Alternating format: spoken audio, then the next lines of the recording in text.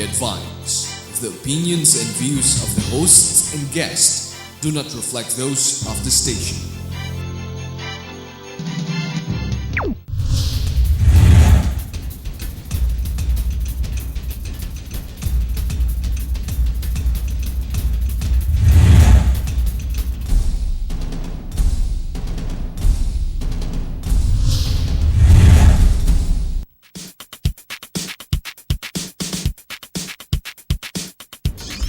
Magandang gabi po sa inyong lahat. Welcome to our show, Heartbeat. Ay, marami pong salamat. Marami rin yung lalaki, ayaw rin ng divorce.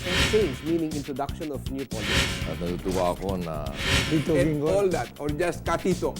Buwan ng linggo ng kanyang panunungkulan. It went from 5 peso and 30 centavos.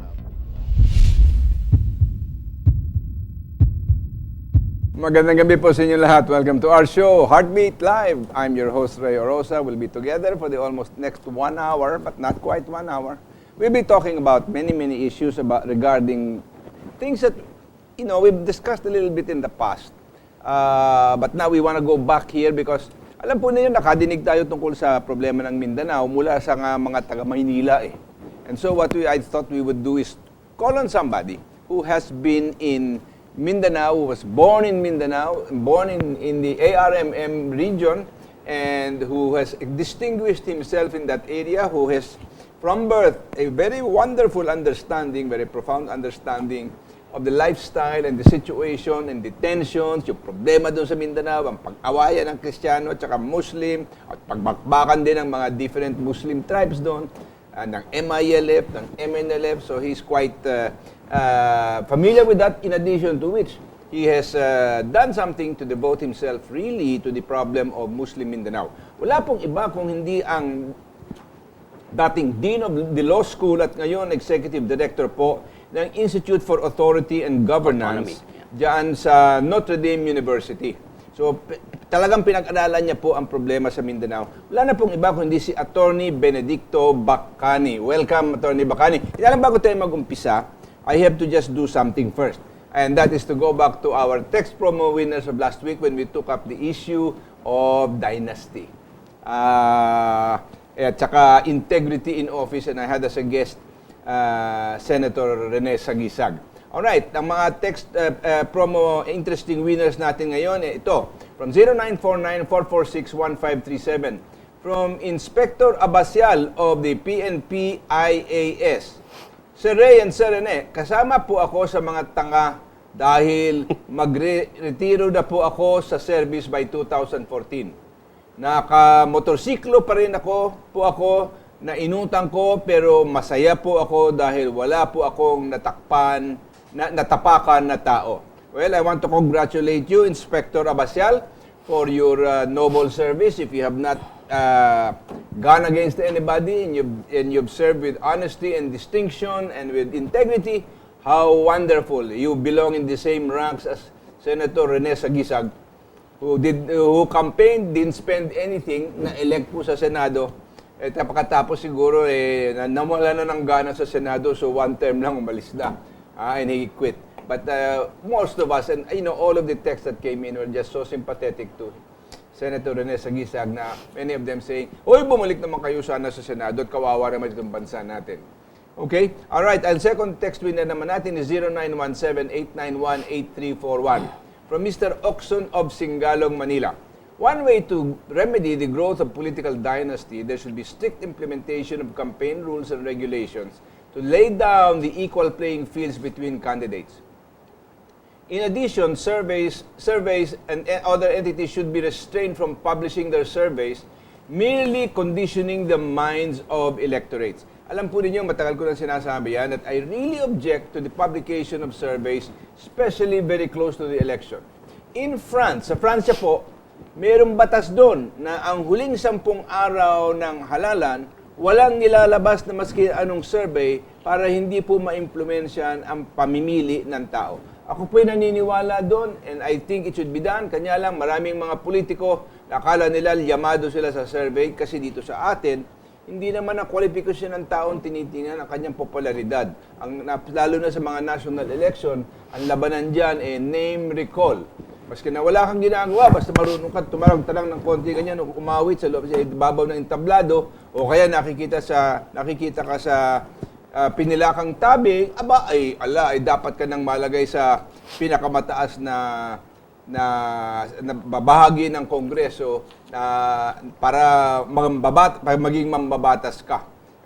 Meron diyang mga ilang senador, wala ka nadidinig sa kanila habang 6 na taon sila doon.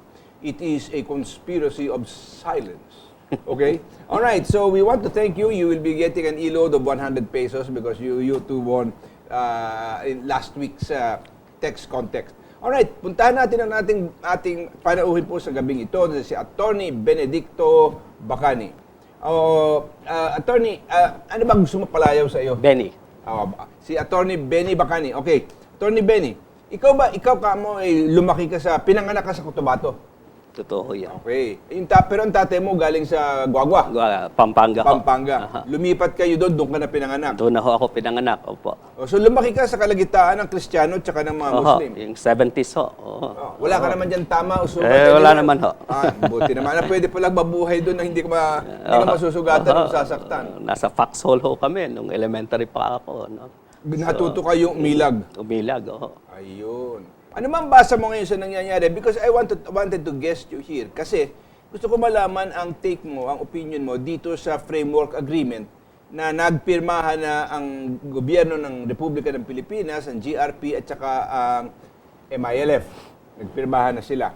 Did they call themselves Bangsamoro already in that agreement o hindi pa? Yun nga ho yung Bangsamoro ho is nandito nga ho sa framework agreement. Meron na hong definition din yan. Ano? May definition, but who signed and as what? Ang nagpirma ho niyan yung MILF. As MILF? At MILF at yung gobyerno ho ng Pilipinas. Okay. So, Do you know why perhaps, bakit hindi na isama dyan o there was no attempt to try to include? Kasi po sa Mindanao, hindi lang naman MILF ang concern, no? Naandyan din ang concern ng MNLF. Naandyan din ang concern ng mga indigenous people. Di ba? Yung mga ibang tribes doon na indigenous pero disadvantaged and underrepresented na hindi rin tumanggap sa relihiyon ng mga Muslim. Totoo Okay? yan. They are not Muslims but they follow a natural or a naturist type of religion na some of them are Christians, some of them are pagans. They are not, no? Okay, but the issue is, bakit iisang partido lang ang tingin mo nasama? Ito ba yung maganda talaga para sa agreement na yan? Ang tinitinan ho dyan is isa nga hong partido yon, ano? Pero yun hong framework agreement, hopefully ho, ay maging inclusive ho in substance and in form and in process. Ang idea ho doon is that the framework agreement would provide for a structure, okay, for effective self-governance ng Bangsamoro, sa Bangsamoro territory, na magkakaroon ho na sabihin natin that will address ho yung root causes ng problema ng marginalization, that they will have the opportunity to govern themselves effectively. Now, ang question ho naman ng leadership, dapat ho, that will have to be settled in a fair election. So, what we have here is really ho the roadmap to build a kind of that infrastructure. Ang importante lang ho dito, dapat yung infrastructure na yon, totoo ho yun, na dapat inclusive. Okay. Okay? Kasi hindi lang naman ho yung MILF ang nandun. Yan nga ho ang problema. Kasi kaya complex ho, di ba? Komplikado. Dahil ang dami-dami hong grupo doon. Baka naman yan MILF lang nandiyan kasi silang meron lang 12,000 daw na armadong tao.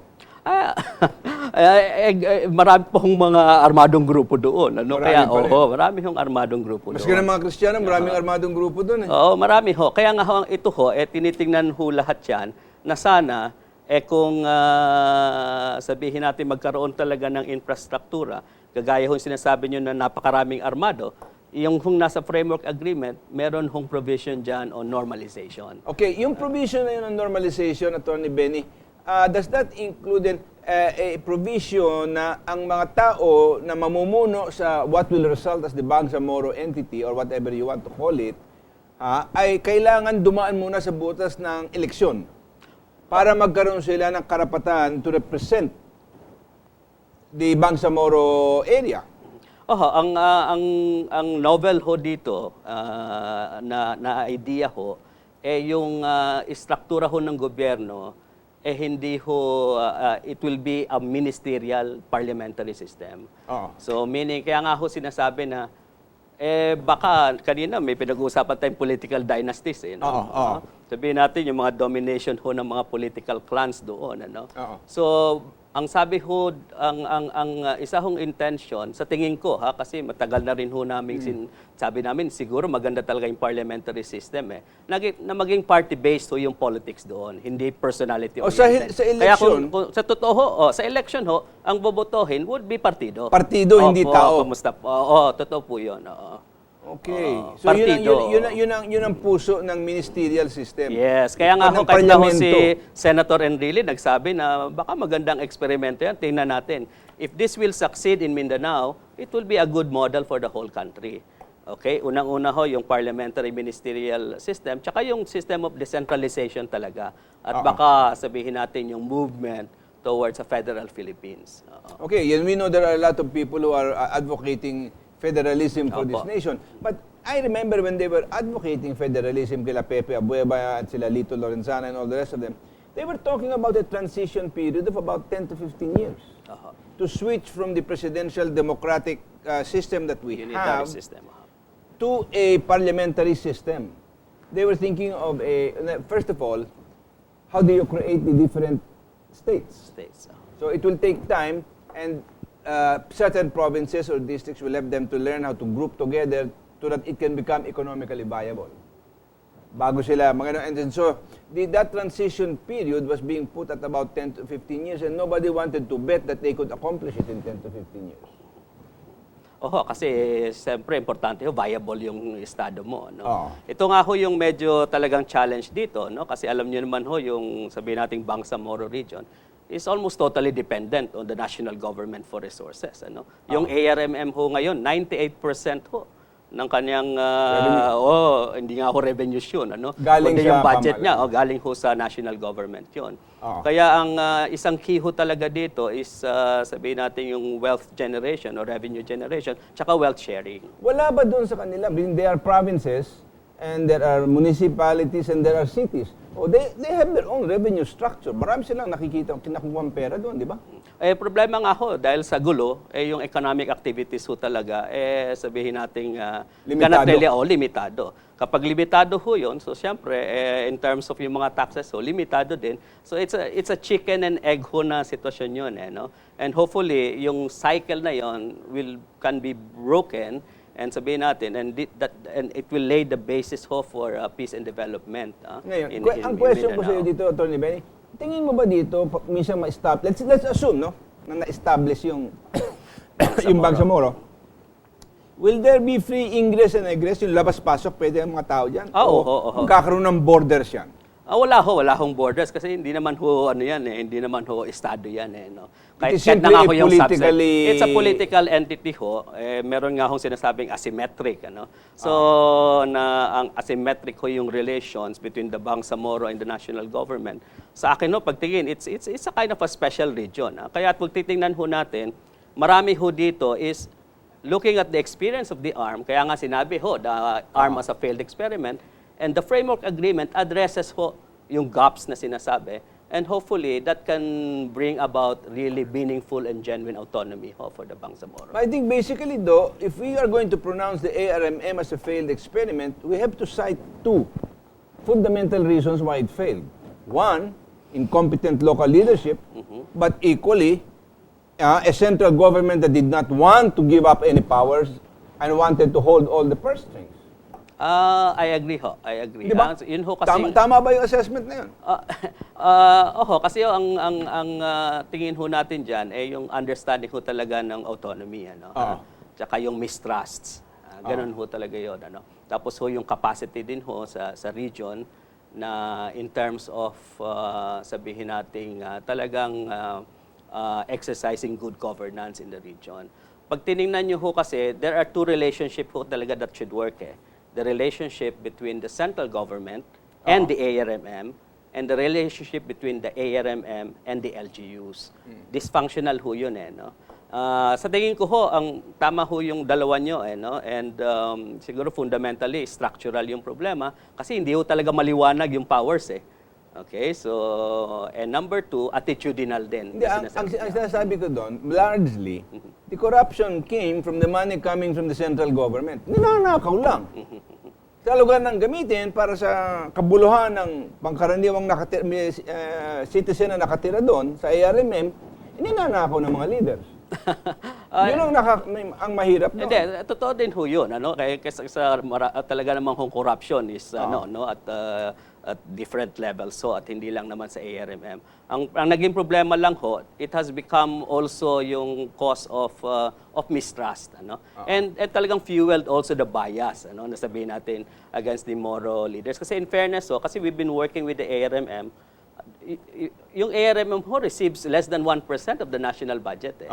Pero kapag yung sabihin natin yung mga nakaw na ano, talaga hong Grabe. grabe ho yung sabihin natin projection, ano.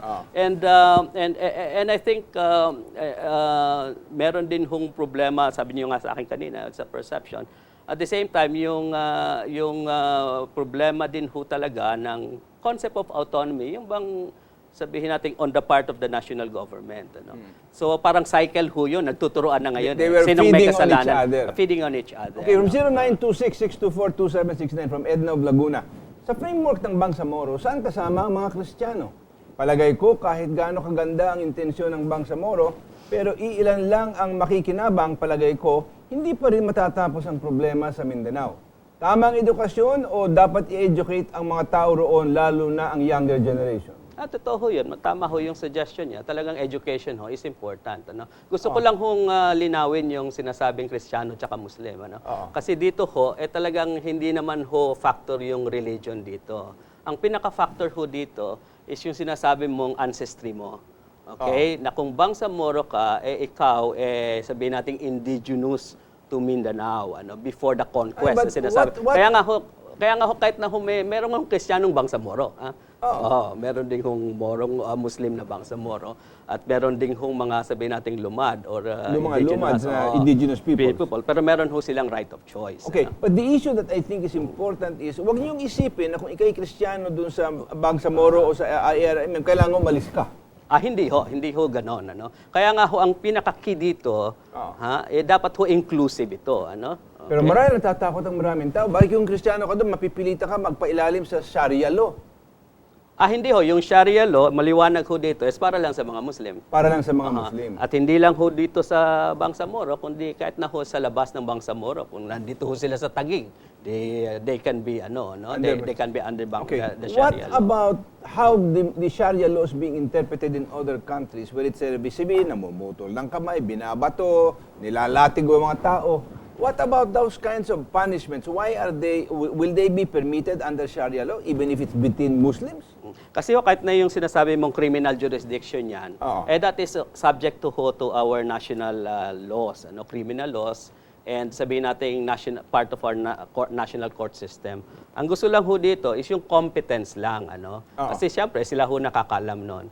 At tingin ko naman ho, marami ho tayong guarantees diyan, na it won't happen, Yung sinasabi niyong putol ng kamay, kasi even our own constitution prohibits inhuman and cruel punishment.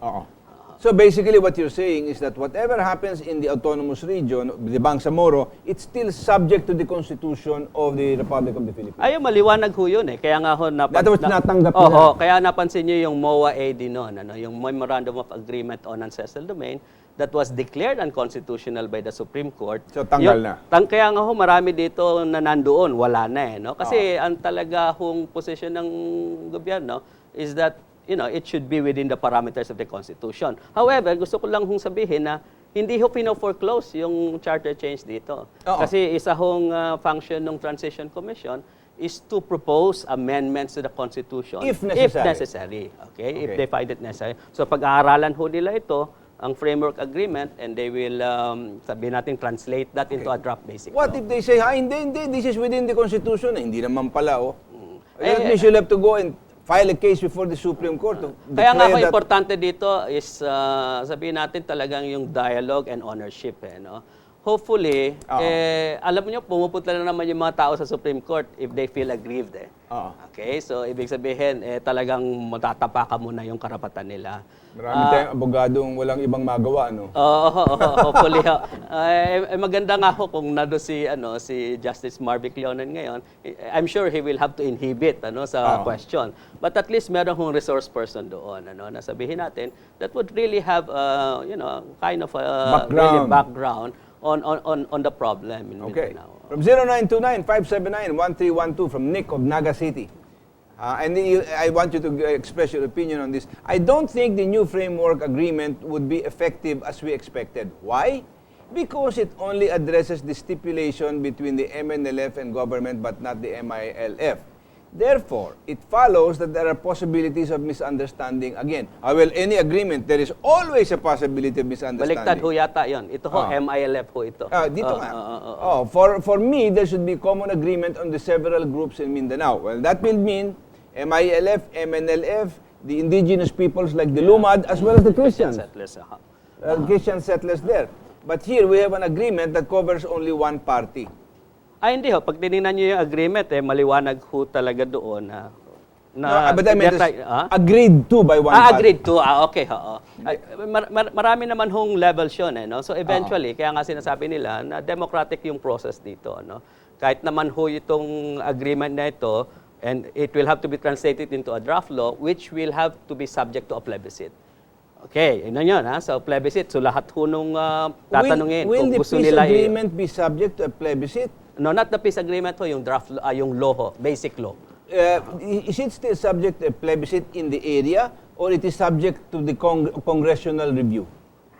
Hindi, ang Congress ho will enact the basic law. Oo. Okay, so ang Transition Commission ho will draft the basic law for the Bangsamoro. Oo. Okay, and then the President will, under this agreement, the President will certify that as urgent, submit it to Congress, and hopefully Congress will adopt it, at least sabihin natin wag masyadong baguhin, kasi posible din ho yun na Congress will, will dilute the provisions, And then, that will be subjected ho to a plebiscite. Okay? Anyway, national plebiscite? Hindi ho. Or area plebiscite? Area ho. Doon lang ho sa core territories ng ARMM. Not ARMM. Core territories of the Bangsamoro under this framework agreement. Okay. Then, what if it's rejected by Congress? Ano nangyari ngayon? Hindi ho. Congress will approve ho a basic law but subject to a plebiscite. It will have to... But what if Congress does not pass that law? Yun ho ang doon. Problema yun. Yun ang Nobody problema. guarantees that it will pass. Oo, kasi ang Congress ho natin has plenary powers. Oo. Plenary powers. Pero ang hope naman ho talaga doon is, sabihin natin, okay, marami ho mga critical din sa framework agreement, but this is the best, sabihin natin, best shot for peace in Mindanao. So let's give it really our best effort to make it work. There's one point that is a little bit disturbing to me.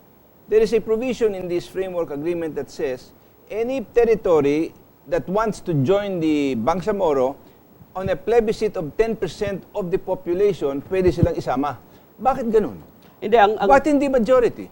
Ang sinasabi ho dito is that kung meron hong 10% or sabihin natin resolution from the council, ito yung territory na contiguous sa core territories. Pwede ho silang isama doon sa sinasabi nating plebiscite na pwede silang tanungin kung if they want to be part of the Bangsamoro. Does that apply also to the other provinces that have already declined membership in the ARMM? Like Palawan, for example. At dito ho, yung sabihin natin contiguous Unang-una, yung contiguous na area, yung malalapit na nakadikit. Alright. Ang hindi lang humaliwanag dito, kapag nagpe-plebiscite, sino ho yung kasama sa plebiscite? Yun na nga ang yung punto inalisan doon. ba nila? Okay, kunyari ho, sabihin natin sa Buanga, kasi isang issue ho yun na nire-raise. So kunyari may mga ilang barangays doon na magsasabi na gusto naming sumama o 10%. Yung bang buong Sambuanga ang kailangang tanungin? Okay? Or yun lang bang... kaya yun ang medyo... Yun ho, nasa nasa annexation, and it will have to be, sabihin nating, passed by Congress. But will they stop the MILF from making a campaign among these communities? Hey, gawa kayo ganito, gawa kayo ng resolution para makasama kayo? Well, in the end ho, yung mga tao ho will have to make that decision. Okay. From 0905-220-9525, from Lito, from Las Piñas, sabi niya, sa ordinaryong mamamayan ng Bangsamoro, ano ang benepisyo nila? Baka naman MIF lang ang makikinabang o mga politiko. Meron bang nababago dito sa ating bansa? Sa tingin mo? Hindi, talaga naman ho, talagang mga, sabihin ho natin ano yan, no? This is all game of the political elite, ano? Sabihin natin. Ha? So, ang hopefully ho is it will have to be inclusive enough na sasabihin natin na talagang the people will feel the dividends of peace, ano? Sa grassroots level. And that's the time siguro na talagang magkakaroon ka ng real peace, ano? So it's a challenge. It's a challenge for everybody. But basically, is there any safeguard that the Bangsamoro entity, once it's formed, will remain a secular institution? As yun hong ministerial parliamentary, I think that's secular. Ano? Pag tinignan nyo ho yung framework agreement dito, I think yung element sabihin natin ng Islamic would be yung Sharia. No? So, na Sharia. At pag tinignan nyo ho yung current Sharia, hindi naman ho talaga nalalayo dito. Pinag-aralan na ho namin yan sa ARMM. At yun nga ho, kahit na nung sa ARMM, pwede pa nga ho silang mag-enact ng Sharia law nila. Ayaw lang nilang gawin kasi number one, they felt not competent to do it. Number two, you need to have a national law. Kasi pag sinabi mong regional law lang, paano maging applicable yan outside the ARMM? So yun ang palaging issue doon. Kaya ako ho, I can taga roon. Hindi ho ako sabihin nating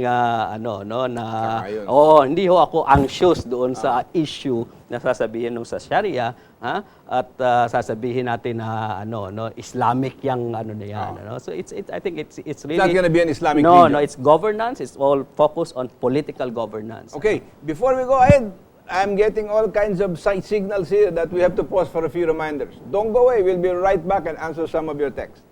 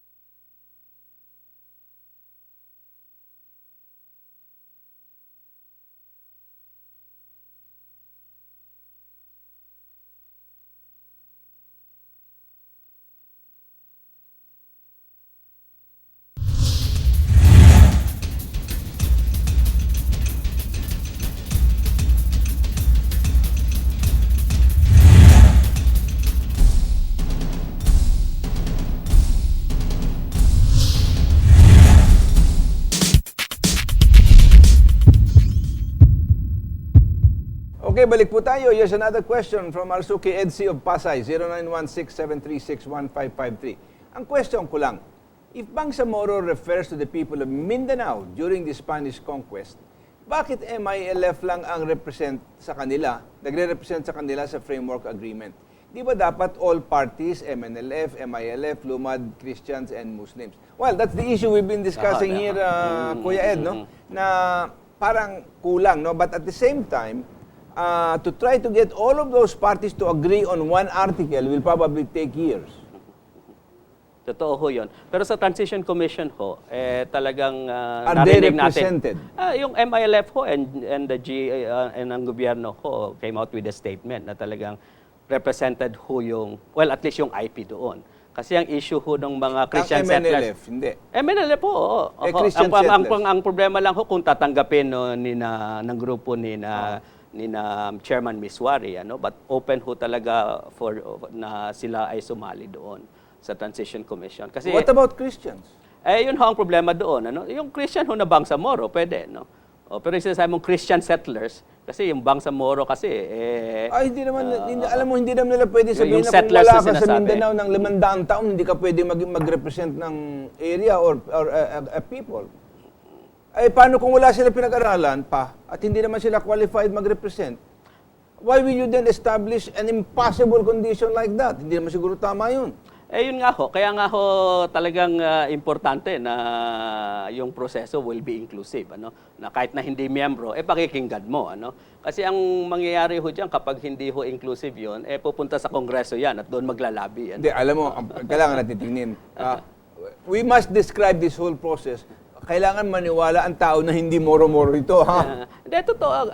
I agree ho with you. Kaya nga ho, dapat tulong-tulong ho talaga dito eh. And sabi ho natin, it doesn't depend ho on the two parties eh. Hindi ho nagdedepende sa gobyerno, MILF, ano? Nagdedepende ho yan how all the other sectors in Mindanao would look at this as something like really a formula that they will own, ano? So Okay. yun ho ang challenge ho talaga dito. Alright, from 0926-624-2769, good evening. Ngayong meron ng Bangsamoro Agreement, ano na ang mangyayari sa ARRM? Sana magkaroon na ng peace and order ang mga kapatid natin na Muslim at sa Mindanao para gumanda ang ekonomiya nila doon. Well, the ARMM region will disappear. Abolish ho. It's Ma-abolish. deemed abolish kapag after ho nung sabihin Framework natin law? ng plebiscite ho. After kapag na-ratify na ho yung basic law, Tsaka lang mawawala ang ARRM. magkakaroon ho ng sinasabing transition authority. Yung Okay. transition authority will usher or will sabihin natin prepare the ground for the new Bangsamoro Now, government. you're talking about the plebiscite what? For the basic For the basic law. law or a plebiscite for the ones who will stand for parliamentary elections? Iba ho yun. Yung parliamentary election sa 2016 yun, kung susundin natin yung timeline. So, ibig sabihin, before 2016, hopefully, meron ng draft, meron ng basic law for the Bangsamoro na sinasabi na na-ratify na, and then magkakaroon ho ng transition yan. So, there will be a transition from ARM to the new Bangsamoro government. Okay, kapag na-set up na ho yan, so magkakaroon na ho ng election yan for, sabihin natin, regional parliament. Kung regional parliament yan, sabihin natin members of parliament in 2016. Okay. The issue here of whether you are from you are legitimately Bangsamoro or not seems to be a method of cutting the line so thinly. When you say, ikaw hindi ka pwedeng maging Bangsamoro kung wala ka dito na lima. Who can prove that you've been around for 500 years there? Yun nga ho ang yun ho yung ngayon, yun ho yung concern na sinasabi. Sino magsasabi? Wala Kasi pa ni ito ho, papeles bloodline yun. ho ito bloodline Kagaya sa akin ho, kung ako ho makaka-point ako sa aking family tree, Oo. okay, na meron akong dugong indigenous na kahit nakatiting lang, then pwede ho ako mag-ascribe bilang Bangsamoro, kaya nga ho yun ang dapat na suriin ngayon, na yung bang term ng Bangsamoro is inclusive. Alam niyo ho yung sa MNLF ho na agreement talagang inclusive ho yun Ang sa kanila hong pag-intindi ng Bangsamoro lahat ho nung inhabitants. Lahat ng nakatira doon. Kaya nga ho 13 provinces yan Pero ganito yan Ang problema yun naman hong mga Christian areas, yun naman ho talagang sumali. In the plebiscite and all that. So, yun ho, ang idea ho noon, yun sana. Christian areas na majority Christian. Yeah, majority Christians. Oo. Like for example, an area like Sultan Kudarat. Yes, Sultan Kudarat, sabihin natin South Cotabato, yung mga areas na yun, or yung sa Zamboanga, talaga hong time and again na nagkaroon ng plebiscite, they said, we don't want to join. Kaya ho, so hindi excluded sila ngayon? Dito ho excluded na kasi parang by force of circumstance, sabihin mo, this will only work. Kasi ang talaga lang hong basis ng kahit na sa territory, sa totoo lang, kung ano yung posible talaga. Kasi hindi naman posible yung Christian areas. Ayaw ho talaga sumali So kaya ang sabihin natin, tinitingnan natin dito is, yung bang sabihin natin, nagbe-build ho ba tayo ng mga enclaves, if I may use that term, dito yung Bangsamoro, dito yung mga Christian na mga areas, okay? But ano yung basis dapat talaga nung sabihin ng unity talaga and social cohesion? So that's the greatest challenge ho sa atin. Kasi sabihin ho natin, yung economic development, kahit na security, you can't really succeed, in really setting this up okay, in an environment where hati-hati yung tao. Somehow, they need to have really a social cohesion na sinasabi. Okay, Paano mong ihiwalay yung mga indigenous peoples dito, like the Lumats, etc., from this area? Kasama sila ata dyan eh. Sa IAG ho, yung sa institute, meron ho kaming programa na tinitingnan yung kanilang karapatan diyan, at ang kanilang welfare. Kasi pag yun ho talaga problema diyan, yung sinasabi mong mga IPs na merong sariling identity from the Bangsamoro eh. So importante. Malaki din ang teritoryo nila. Malaki ho, may overlapping ho yung claims kaya doon ka ho magkakaano niyan. Doon magiging problema. Magiging problema. Kasi yung mga outside ho, may IPRA yan sabihin natin. Pero yung nasa ARM, meron hong sabihin natin conflicting sa main claims. That's gonna complicate things a lot. From 0999-446-9713 from Gabi of Cavite. Considered po ba na state na ang Bangsamoro territory kapag sa batas na ang creation nito? Dito ho sa framework agreement, wala ho nakikitang Tinanggal word na nila state. yung word na state. Nasabsi kasi hindi ho, kasi even ho sa MOA AD, yun ho yung sinasabi ng Naging problema. Naging problema. But Kaya hindi nakasama yan. even in the MOA AD, they defined state as having an asymmetric relationship with the GRP or the government of the Republic of the Philippines. But they took out the word state, but they used the word asymmetric anyway. Siguro ho sa annex ngayon, doon makikita natin yung detalye noon. Oo. Pero yun ho kasing asymmetric, ibig sabihin hindi lang ho siya na... Hindi equal. Hindi equal, oo. Okay? Yung But sinasabi. in oo. international law, an asymmetric relation can be had between two states because one is not inferior but weaker than the other. Mhm. Pero pwede naman ho hindi estado yun. It can be a special region also. It's just na it's not in the same line. So it's not an LGU. No? Sasabihin natin, hindi siya LGU, hindi ano siya ang administrative Bangsamoro? region. Kaya nga ho, yun yung kinakraft mo dito eh. Yun ang kinakraft mo. So talaga ini-evolve mo ngayon yon. But hindi siya independent state, yun ang kaklaruhin natin, maliwanag yun. Still part of the Republic of the Part of the Philippines. Republic of the Philippines, part of the Constitution. Kaya ang talagang titingnan mo dito, ano pa yung pwede mo talagang sabihin mong maibigay without amending the Constitution. What's your opinion on that? Or what's your suggestion on that? Sa akin ho talaga, kasi ang aming advocacy ho talaga is to make autonomy work. Oo. Okay, to make autonomy work. Marami ho akong nakita dito, talagang opportunities ho to address yung gaps. Okay, nang sinasabi natin, to make the relationship between the national government and the autonomous region work. Okay, yun ho ang pinaka-importante doon eh. Dapat nating tingnan yun sa ganong perspektibo eh. Pero what do you want to call the Bangsamoro? What is it? Yun nga ho kasi ang You got to call it something. No, meron akong pangalan yun. It's called Bangsamoro. Bangsamoro. What does it mean? Yeah, kaya yun ho yung binubuno nila ngayon. Sasabihin natin sa mga annexes na yon. So eventually ho magkakaroon ho ng sasabihin natin talaga yung detalye on what that Bangsamoro government is. Alam mo, ang Bangsamoro is really coming from bansa na Moro eh. Aha. So they say, even you don't call me a state, the word Bangsamoro defines me as a nation. Or as a state. Sasabi yung Di identity. Hindi, kasi ho yung Bangsamoro is, at least under this, identity, it's a territory, it's a government. So tatlo ho yun. And ako, we're gonna have here a confusion of identity. Kasi ang mahirap po kasi if terms are used okay, and then siyempre may kanya-kanya hong interpretation yon. Hopefully ho sa annexes maliwanagan nila. But what I think talagang they are trying to achieve is na talagang it has to be within the consistent with the Philippine Constitution. So Okay. hindi sila lalabas doon. Once, the fact that they are called the state, etc., the only thing that is concerning about the word state is that it seems like a territory carved from the Philippine territory and therefore is independent.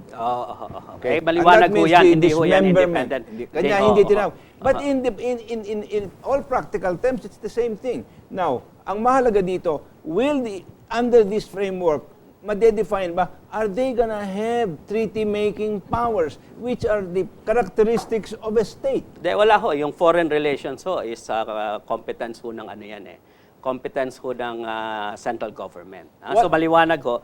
Ang sinasabi lang ho dito, they can enter into economic agreements. But ngayon, yung ARM ho has the powers to do that Oo, yung sinasabi. So, To create treaties? hindi na treaties, economic agreements. Oo, Okay. With international Na kasi organizations. doon sa dating MOA, Oo.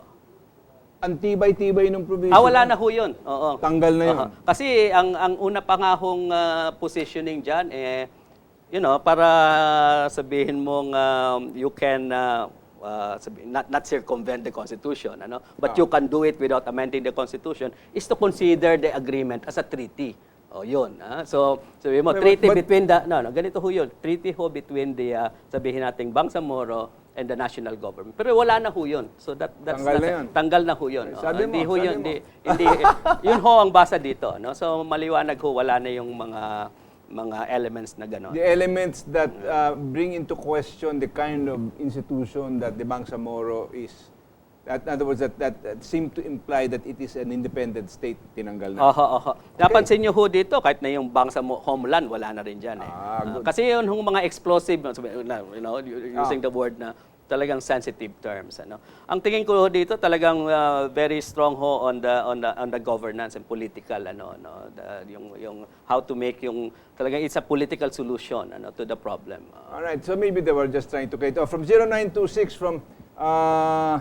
from Edna of Laguna again, 0926-624-2769. Nag-text na ako kanina, pero habang pinapanood ko kayo, lalo yata akong naguguluhan sa framework ng Bangsamoro. Hindi lang ikaw, my dear. Kung hindi sana minadali ang pagbuo ng framework, hindi na sana ipinapaliwanag ngayon. Parang walang consultation na ginawa ang gobyerno. Thank you.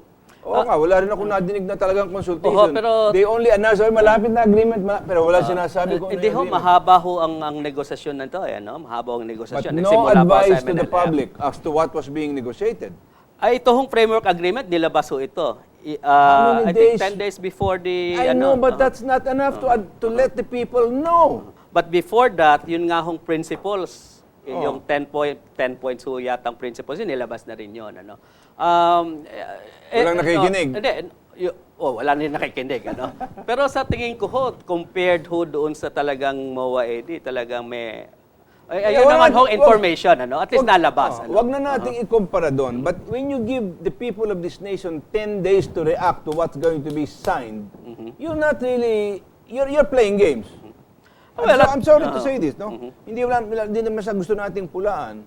But obviously, you need more time. If the changes in the Constitution will take 1 year, and we could not even inform all of the people, what more on this one?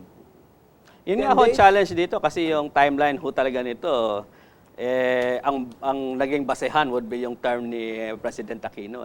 So hopefully, sa IAG ho, yung aming senior policy advisor, si Father Jun Mercado, nakilala nyo. Sabi nga niya, okay yan pag Japanese bullet train, pero pag ginamit mo yung Filipino jeepney, nako.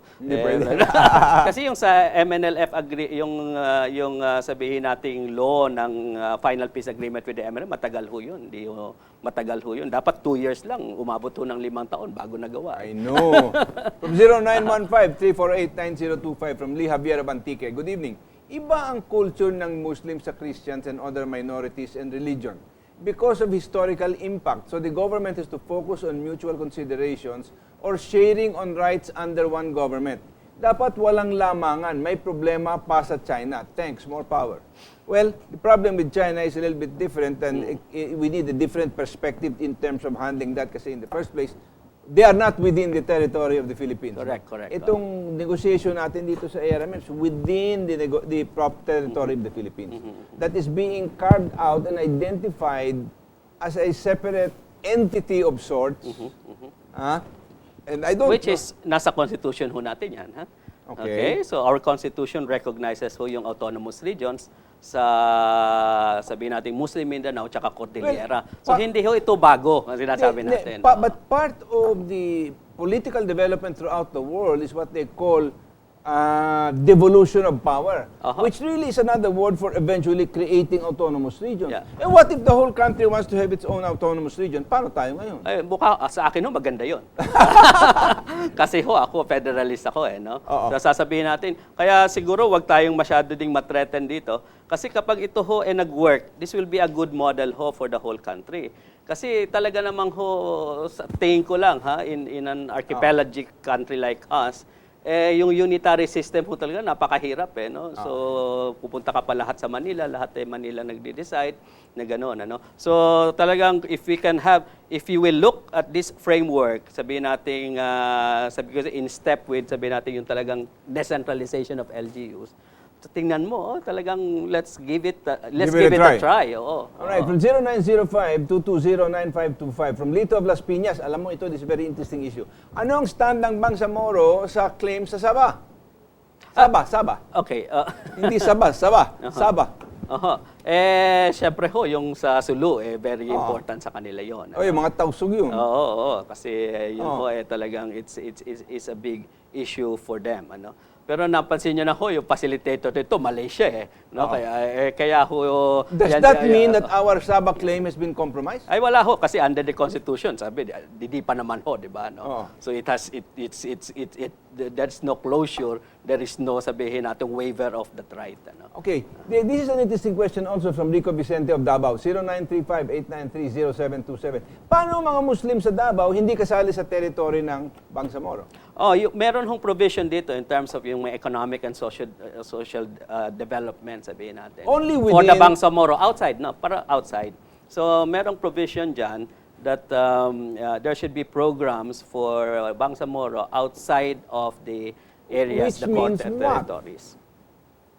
Yung mga sabihin natin, kahit na yung Bangsamoro, sabihin natin sa Taguig, or Bangsamoro Ang sa dami-daming Enciana, Muslim Davao. communities throughout the country. And I know they have deliberately done this to create Muslim communities throughout the country. Kaya meron sa Quiapo, meron sa Taguig, meron dito, meron. That's part of the worldwide movement of what the Muslim people are trying to do. What the imams are trying to do. Now the question Supply is... and demand ho siguro yung commerce. I don't know if it's a matter of supply and demand, but they are trying to proselytize also. But the issue that we must talk about is Muslims are free to live anywhere. They are not forced to live in the Bangsamoro area. They can live all over the Philippines. Just as a Christian can still go and migrate to the Bangsamoro once it's formed. Yes. Nobody is prohibited. We're still part of one country. Ito nga We yung are, question we ko are. kanina, na walang mga borders yan in terms of, ito ibang territory ito, Ay, hindi ka pwedeng wala pumasok. hindi mo kailangan ng passport dyan. Tsaka ang gusto ko lang ho i-stress dito, i-emphasize na yun ho sanang wag tingnan itong framework agreement na ito bilang sabihin natin yung Christian and Muslim. Kasi it has nothing to do ho with religion Okay? It had It's a to political do, question, It's a political fundamentally. question. Na sinasabi natin na you try to sabihin natin right a historical wrong. Yung mga historical injustices na yon. Kasi totoo, ang Bangsamoro Hindi mo ho na kaya Kristiyano. baguhin yun, Yun nga ho lang ho ang may nagsasabi na talagang napakahina ng ating political system na baka napakahirap talagang i-address yung root causes ng problem. But we have to try and we have to start somewhere. Yeah. Ito nga tinatong dito ng 0906-222-6414. Good evening. Magandang gabi rin po. Ang galing sabihin o ang daling sabihin pero ang hirap gawin. Through this, mawawala na ba ang personal interest ng mga namumuno? Ano ba? It's hard to really speak about the motives of people who are in political power or prominence, no? Kaya nga Are ho, they acting foreign in behalf of the region? Well, all of them will claim that. Kaya nga ho, sinabi ko na, yung roadmap na ho yan, talagang it's a one big minefield. So, nandyan na yan, kailangan natin, we have to make it work. Pero ang hirap ho talaga na maraming mga obstacles dyan. And one of that is yung sabihin natin political and economic interest. So, at all levels yan, kasi pupunta pa sa Congress yan. So, kaya ang importante dito is yung continuing dialogue talaga, nasasabihin mo, ako ho sa tingin ko na everybody should make a sacrifice, So yung ganoon, So There is a pero old saying. The best agreement is when everybody walks away unhappy. Ganun ho So, talaga ibig sa sabihin, negotiation. walang nanalo, but kasi you have can a fair get, agreement. Okay, yeah. Because you can get Everything you everything you want, sa ganun. Kasi kung titingnan natin to as an issue na iisahan ko sa yung kumpare ko o yung kaibigan ko, Totoo yun, wala pong oo. mangyayari, mag-aaway lang tayo ng gusto, hindi matitigil po ang digmaan dyan sa Mindanao. Ang pinaka-ating fundamental question doon is, ano yung pwede mong sakripisyo para sa, sabihin nating pangmatagalang kapayapaan at sabihin nating development of Mindanao. So everybody, ang maganda ho, even yung sa civil society, yung question talaga na sabihin natin, ma-identify ng each and every one, ano ba yung contribution ko dyan? Okay, alam po ninyo, hirap man ng anumang hinaharap natin dito sa agreement na ito, kung hindi tayo mag-uumpisa, kailan pa? Kung hindi ngayon, hindi na natin pwedeng ipaliban pa yan. So, mahirap man, harapin natin ang buong pananampalataya at buong kumpiyansa na nawa ang ating Pangulo at saka ang mga galamay niyang ng pamahalaan ay gagawin ang tama at bibigyan tayo ng isang solusyon dito na marahil hindi lahat ng tao masisiyahan pero magbibigay ng bunga ng kapayapaan at development doon sa Mindanao, lalo-lalo sa lugar ng mga Bangsamoro para yung mga naninirahan naman doon ng mga Muslim ay magkaroon ng kaunting pag-angat sa kanilang kalagayan. And let's just try to be hopeful, no? And see if wisdom will prevail all around. I want to thank you for being with us, Tony Benny. Salamat sa pagdalo mo. Maraming salamat din ho sa imbitasyon. I hope you enjoyed our discussions. Medyo freewheeling na pag ganito. Kung kayo nalito, dalawa na tayo. Okay? But I think the days will come, makaklaro po lahat yan.